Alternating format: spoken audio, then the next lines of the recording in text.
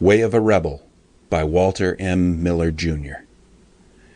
Side note: no one knows the heart of a rebel until his own search for the reason of right or wrong is made.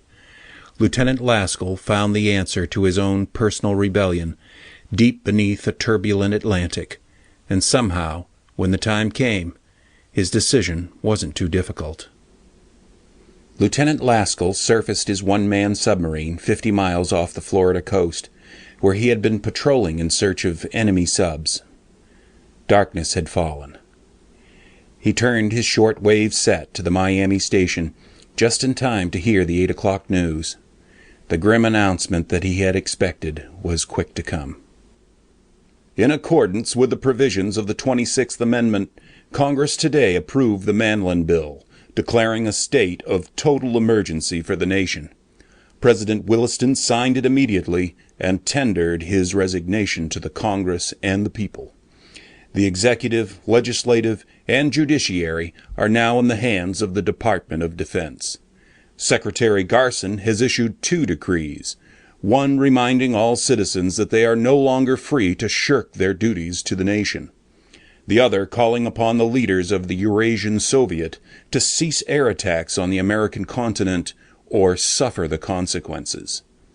In Secretary Garson's ultimatum to the enemy, he stated, "Heretofore we have refrained from employing certain weapons of warfare in the vain hope that you would recognize the futility of further aggression and desist from it. You have not done so. We have persisted in your bloodthirsty folly, despite this nation's efforts to reach an agreement for armistice.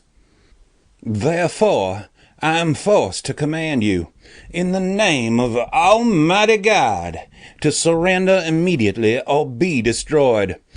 I shall allow you 1 day in which to give evidence of submission. If such evidence is not forthcoming, I shall implement this directive by a total attack." Mitch Laskell switched off the shortwave set and muttered an oath.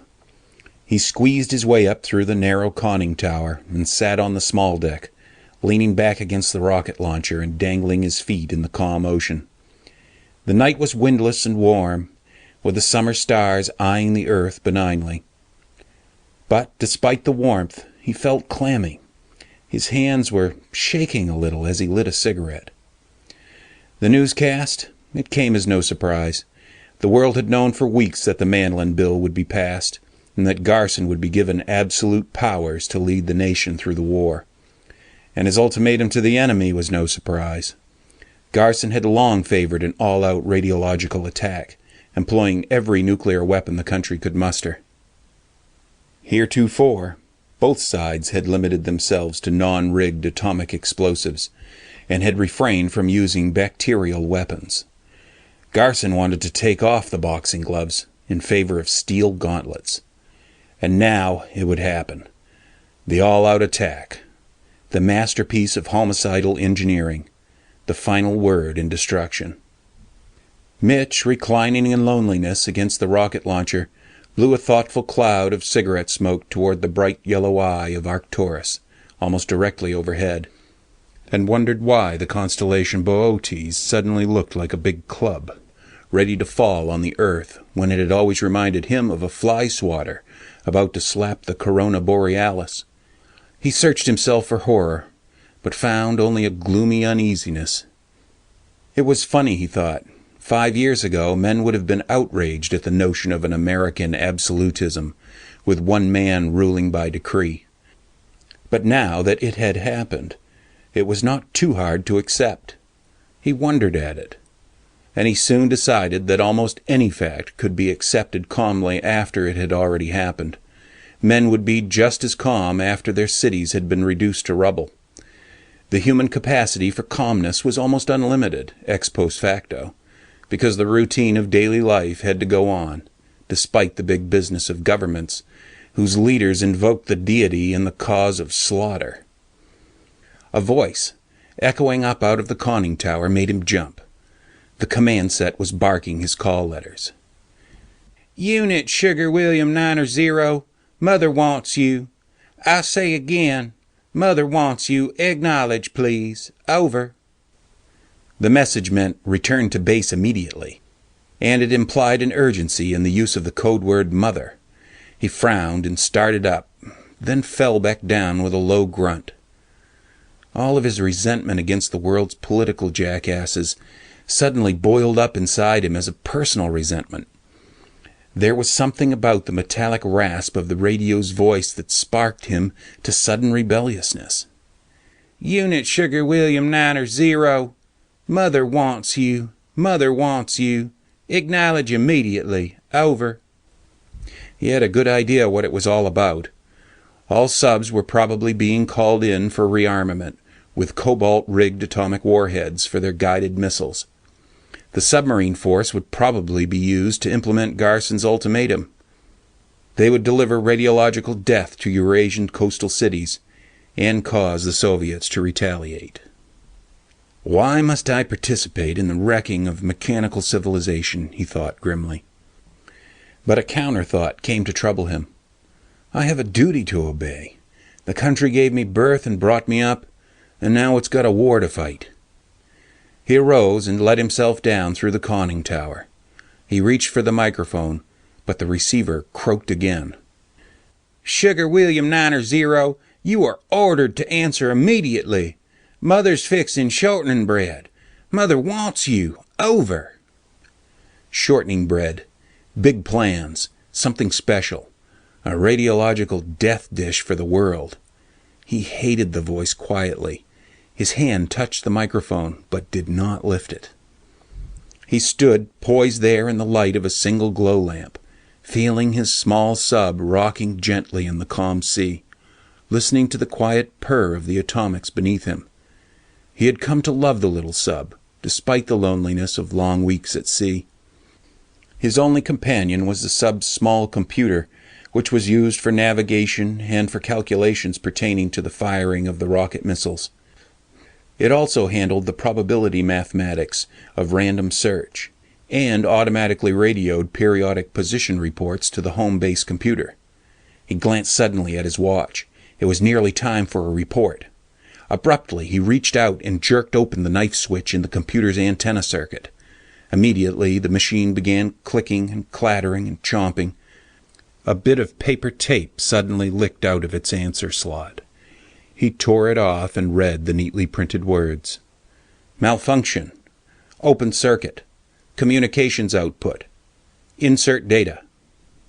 Mitch inserted data by punching a button labeled "No Repair" and another labeled "Radio Out."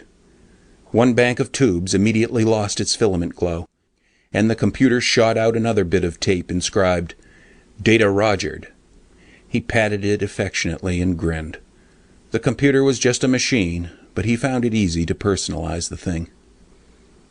The command set was crackling again. "Sugar William 9-0, this is Com Sub Ron Killer. 2 messages. Mother wants you.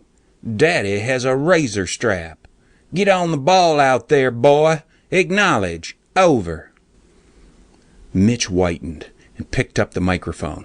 He keyed the transmitter's carrier and spoke in a quiet hiss. "Comsubron Killer, from Sugar William 9-0. Message for Daddy. Sonny Boy just resigned from the Navy. Go to hell, all of you. Over and out." He shut off the receiver just as it started to stutter a shocked reply. He dropped the mic and let it dangle. He stood, touching his fingertips to his temples and breathing in shallow gasps. Had he gone completely insane? He sat down on the floor of the tiny compartment and tried to think. But he could only feel a bitter resentment welling up out of nowhere. Why? He had always gotten along in the Navy. He was the undersea equivalent of a fighter pilot, and he had always liked his job. They had even said that he had the killer instinct, or whatever it was that made him grin maliciously when he spotted an enemy sub and streaked in for the kill. Now, suddenly, he didn't want to go back. He wanted to quit the whole damn war and run away. Because of Garson, maybe? But no, he anticipated that before it happened. Why should he kick now, when he hadn't kicked before? And who was he to decide whether Garson was right or wrong? Go back, he thought. There's the microphone. Pick it up and tell Commsub Ron that you went stir-crazy for a little while. Tell him Wilco on his message. They won't do anything to you except send you to a nut doctor. Maybe you need one. Go on back like a sane man. But he drew his hand back from the microphone. He wiped his face nervously. Mitch had never spent much time worrying about ethics and creeds and political philosophies. He'd had a job to do, and he did it. And he sometimes sneered at people who could wax starry-eyed about patriotism and such. It didn't make sense. The old school spirit was okay for football games and even for small-time wars, but he had never felt much of it. He hadn't needed it in order to be a good fighter. He fought because it was considered the thing to do, because he liked the people he had to live with, and because those people wouldn't have had a good opinion of him if he didn't fight. People never needed much of a philosophic motive to make them do the socially approved things. He moistened his lips nervously and stared at the microphone. He was scared to run away. He had never been afraid of a fight. Frightened maybe, but not afraid. Why now? It takes a lot of courage to be a coward, he thought, but the word coward made him wince. He groped blindly for a reasonable explanation of his desire to desert. He wanted to talk to somebody about it, because he was the kind of man who could think best in an argument. But there was no one to talk to except the radio. The computer's keyboard was almost at his elbow. He stared at it for a moment, then slowly typed. Data. Wind out of the north. Wave factor 0.50 roughness scale. Instructions. Suggest action. The machine chewed on the entry noisily for a few seconds, then answered, Insufficient data. He nodded thoughtfully. That was his predicament, too. Insufficient data about his own motives. How could a man trust himself to judge wisely when his judgment went completely against that of his society? He typed again. Data for hypothetical problem. You have just solved a navigational problem where solution requires course due west. 3 other computers solve same problem and get course due south. Malfunction not evident in any of the computers. Instructions. Furnish a course. The computer clattered for a while, then typed, Suggestion. Malfunction indicators are possibly malfunctioning. Is data available? He stared at it, then laughed grimly. His own malfunction indicator wasn't telling him much either. With masochistic fatalism, he touched the keyboard again. Data not available. Furnish a course. The computer replied almost immediately this time. Course. Due west. Mitch stared at it and bit his lip. The machine would follow its own solution, even if the other 3 contradicted it. Naturally, it would have to follow its own solution if there was no indication of malfunction. But could a human being make such a decision? Could a man decide, I am right and everyone else is wrong? No evidence of malfunction, he thought. I am not a coward. Neither am I insane. His heart cried, I am disgusted with this purposeless war. I shall quit fighting it. He sighed deeply, then arose. There was nothing else to do. The atomic engines could go 6 months without refueling. There were enough undersea rations to last nearly that long. He switched on the radio again, goosed the engines to full speed, and after a moment's thought, swung around on a northeasterly heading. His first impulse had been to head south, aiming for Yucatan or the Guianas, but that impulse would also be the first to strike his pursuers, who were sure to come. A new voice was growling on the radio, and he recognized it as Captain Barclay, his usually jovial, slightly cynical commanding officer. Listen, Mitch, if you can hear me, better answer. What's wrong with you anyhow? I can't hold off much longer. If you don't reply, I'll have to hunt you down. You're ordered to proceed immediately to the nearest base. Over. Mitch wanted to answer, wanted to argue and fume and curse, hoping that he could explain his behavior to his own satisfaction. but they might not be certain of his exact location, and if he used the radio, half a dozen direction finders would swing around to aim along his signal, and Barclay would plot the half a dozen lines on the map in his office before speaking crisply into his telephone. "All right, boys, get him. 29 degrees 10 minutes north, 79 degrees 50 minutes west. Use a P-charge if you can't spot him by radar or sonar." Mitch left the controls in the hands of the computer and went up to stand in the conning tower with the churning spray washing his face. Surface, the sub could make 60 knots, and he meant to stay surfaced until there were hints of pursuit. A three-quarter moon was rising in gloomy orange majesty out of the quiet sea. It made a river of syrupy light across the water to the east, and it heightened his sense of unreality, his feeling of detachment from danger. Is it always like this, he wondered? Can a man toss aside his society so easily, become a traitor with so little logical reason? A day ago he would not have dreamed it possible. A day ago he would have proclaimed with a cynical Barclay, "A sailor's got no politics. What the hell's it to me if Garson is big boss? I'm just a little tooth in a big gear. Uncle pays my keep. I ask no questions." And now he was running like hell and stealing several $1,000,000 worth of Uncle's navy, all because Garson's pomposity and a radio operator's voice got under his skin. How could a man be so crazy? But no, that couldn't be it, he thought. Jeezle! He must have some better reason. Sort of a last straw, maybe? But he had been conscious of no great resentment against the war, or the Navy, or the government. Historically speaking, wars had never done a great deal of harm, no more than industrial or traffic accidents.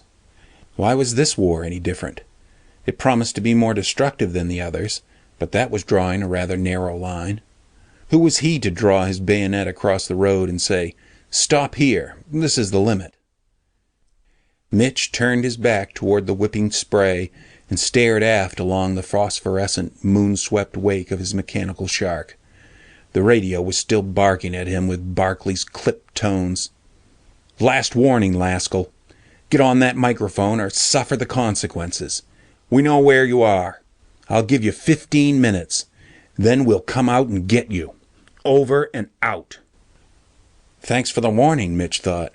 In a few minutes he would have to submerge.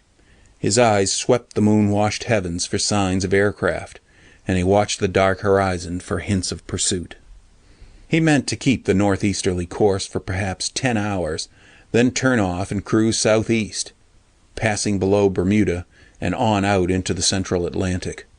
Then south, perhaps to Africa or Brazil, a fugitive for the rest of his days. "Sugar William 9-0, barked the radio. "This is ComSub Fleet Jaybird, over." Mitch moistened his lips nervously. The voice was no longer Barclay's. ComSub Fleet Jaybird was Admiral Harrinor.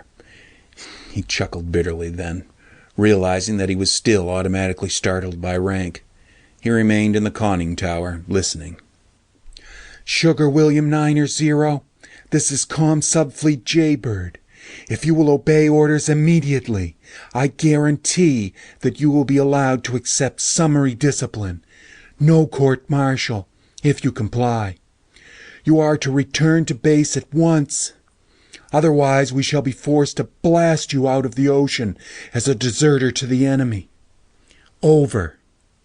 So that was it, he thought. They were worried about the sub falling into Soviet paws. Some of its equipment was still classified secret, although the Reds probably already had it.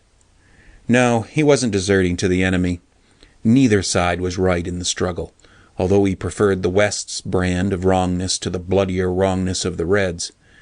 But a man, in choosing the lesser of two evils, must first decide whether the choice really has to be made, and if there is not a third and more desirable way. Before picking a weapon for self-destruction, it might help to reason whether or not suicide is really necessary. He smiled sardonically into the gray gloom, knowing that his thinking was running backwards, that he had acted before reasoning why, that he was rationalizing in an attempt to soothe himself and absolve himself. But a lot of thinking occurred beneath the level of consciousness, down in the darker regions of the mind, where it was not allowed to become conscious, lest it bring shame to the thinker. And perhaps he had reasoned it all out in that mental half-world, where thoughts are inner ghosts, haunting the possessed man with vague stirrings of uneasiness, leading him into inexplicable behavior. "I am free now," he told himself. "I have given them my Declaration of Independence, and I am an animal struggling to survive.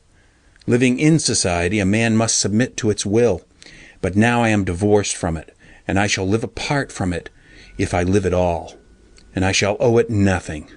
The governed no longer gives his consent. How many times have men said, 'If you don't like the system here, why don't you get out?' Well, he was getting out, and as a freeborn human animal, born as a savage into the world, he had that right, if he had any rights at all. He grunted moodily and lowered himself down into the belly of the sub. They would be starting the search soon. He sealed the hatches and opened the water intake after slowing to a crawl. The sub shivered and settled. The indicator crept to 10 feet, 20, 30. At 50 feet, he jabbed a button on the computer, and the engine growled a harder thrust. He kept the northeasterly heading at maximum underwater speed. An hour crept by. He listened for code on the sonar equipment, but heard only the weird and nameless sea sounds. He allowed himself a reading light in the cramped compartment, folded the map table up from the wall, and studied the coastline of Africa. He began to feel a frightening loneliness, although scarcely 2 hours had passed since his rebellious decision, and he was accustomed to long weeks at sea. He scoffed at himself. He would get along okay. The sub would take him any place he wanted to go, if he could escape pursuit. Surely there must be some part of the world where men were not concerned with the senseless struggle of the Titans. But all such places were primitive, savage, almost unendurable to a man born and tuned to the violin string pitch of technological culture. Mitch realized dismally that he loved technological civilization, its giant tools, its roar of mighty engines, its proud structures of concrete and steel. He could sacrifice his love for particular people, for particular places and governments. But it was going to be harder to relinquish mechanical civilization for some Stone Age culture lingering in an out-of-the-way place. Changing tribes was easy, for all tribes belonged to man, but renouncing machinery for jungle tools would be more difficult. A man could change his politics, his friends, his religion, his country, but man's tools were a part of his body. Having used a high-powered rifle, the man subsumed the weapon, made it a part of himself. Trading it for a stone axe would be like cutting off his arm. Man was a user of tools, a shaper of environments. That was it, he thought. The reason for his sudden rebellion, the narrow dividing line between tolerable and insufferable wars. A war that killed human beings might be tolerable, if it left most of civilization's industry intact, or at least restorable. For although men might die, man lived on, still possessing his precious tools, still capable of producing greater ones. But a war that wrecked industry, left it a tangled jumble of radioactive concrete and steel, that kind of war was insufferable, as this one threatened to be. The idea shocked him. Kill a few men and you scratch the hide of historical man, but wreck the industry, drive men out of the cities, leave the factories hissing with beta and gamma radiation, and you amputate the hands of historical man the builder. The machinery of civilization was a living body, with organismic man as its brain, and the brain had not yet learned to use the body for a constructive purpose. It lacked coordination and the ability to reason its actions analytically. Was he basing action on analytic reason? Another hour passed, and then he heard it, the sound of faint sonar communication. Quickly he nosed upward to 20 feet, throttled back to half speed, and raised the periscope. With his face pressed against the eyepiece, he scanned the moonlit ocean in a slow circle. No lights, no silhouettes against the reflections on the waves. He started the pumps and prepared to surface. Then the conning tower was snorting through the water like a rolling porpoise. He shut off the engines, leaving the sub in utter silence except for the soft wash of the sea. He adjusted the sonar pickups, turned the amplifier to maximum, and listened intently. Nothing. Had he imagined it? He jabbed a button and a motor purred, rolling out the retractable radar antenna. Carefully, he scanned the sky and sea, watching the green mottled screen for blips. Nothing. No ships or aircraft visible. But he was certain. For a moment he had heard the twitter of undersea communicators. He sat, waiting and listening. Perhaps they had heard his engines, although his equipment had caught none of their drive noise. The computer was able to supervise several tasks at once, and he set it to continue sweeping the horizon with the radar, to listen for sonar code and engine purr while he attended to other matters. He readied 2 torpedoes and raised a rocket into position for launching. He opened the hatch and climbed to stand in the conning tower again, peering grimly around the horizon. Minutes later, a buzzer sounded beneath him. The computer had something now. He glanced at the parabolic radar antenna, rearing its head a dozen feet above him. It had stopped its aimless scanning and was quivering steadily on the southeast horizon. Southeast? He lowered himself quickly into the ship and stared at the luminous screen. Blips. 3 blips, barely visible. While he watched, a 4th appeared. He clamped on his headsets. There it was, the faint engine noise of ships. His trained senses told him they were subs. Subs out of the southeast? He had expected interception from the west. First aircraft, then light surface vessels. There was but one possible answer. The enemy. He dived for the radio and waited impatiently for the tubes to warm again. He found himself shouting into the mic. "Comm-Sub Ron Killer. This is Sugar William 9-0. Urgent message. Over." He was a long way from the station. He repeated the call 3 times. At last, a faintly audible voice came from the set. "This is Comm-Sub Ron Killer. You are ordered to return immediately." The voice faded again. "Listen," Mitch bellowed. 5 enemy submarine. Position 31 degrees, 50 minutes north. 73 degrees, 10 minutes west. Proceeding northwest, roughly toward Washington. Probably carrying an answer to Garson's ultimatum. Get help out here. Over." He heard only a brief mutter this time. "Ordered not to proceed toward Washington. Return immediately to—" "Not me, you fool. Listen. 5 enemy submarines." He repeated the message as slowly as he could, repeated it 4 times. "Reading you S1, came the fading answer.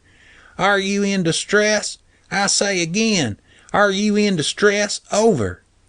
Angrily, Mitch keyed the carrier wave, screwed the button tightly down, and kicked on the 400-cycle modulator. Maybe they could get a directional fix on his signal and home on it. The blips were gone from the radar scope. The subs had spotted him and submerged. In a moment he would be catching a torpedo unless he moved. He started the engines quickly, and the surface sub lurched ahead. He nosed her toward the enemy craft and opened the throttle. He knifed through the water like a low-running PT boat, throwing a V-shaped fan of spray. When he reached the halfway point between his own former position and the place where the enemy submerged, he began jabbing a release at 3-second intervals, laying a trail of deadly eggs. He could hear the crash of the exploding depth charges behind him. He swung around to make another pass. Then he saw it. The wet metal hulk rearing up like a massive whale dead ahead. They had discovered the insignificance of their lone and pint-sized attacker. They were coming up to take him with deck guns. Mitch reversed the engines and swung quickly away. The range was too close for a torpedo. The blast would catch them both. He began submerging quickly. A sickening blast shivered his tiny craft, and then another. He dropped to 60 feet, then knifed ahead. God, why was he doing this? There was no sense in it, if he meant to run away. But then the thought came. They're returning old man Garson's big-winded threat. They're bringing a snoot full of radiological hell, and that's the damn bayonet line across the road. Depth charges were crashing around him as he wove a zigzag course. The computer was buzzing frantically. Then he saw why. The rocket launcher hadn't retracted. There was still a rocket in it, with a snootful of uranium-235.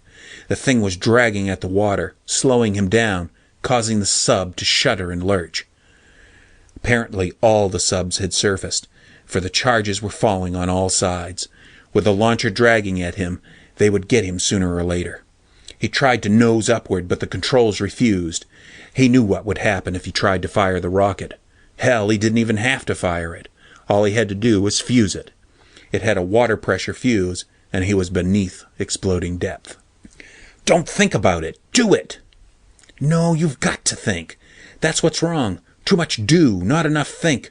They're going to wreck mechanical civilization if they keep it up. They're going to wreck man's tools, cut off his hands and make him an ape again. But what's it to you? What can you do? Damn it, you can destroy 5 wrong tools that were built to wreck the right tools. Mitch, who wanted to quit an all-out war, reached for the fusing switch. This part was his war. Destroy the destroyers, but not the producers, even if it didn't make good military sense. A close explosion sent him lurching aside. He grabbed at the wall and pushed himself back. The switch! The damn double-toggle red switch! He screamed a curse and struck at it with both fists. There came a beautiful, blinding light. Way of a Rebel by Walter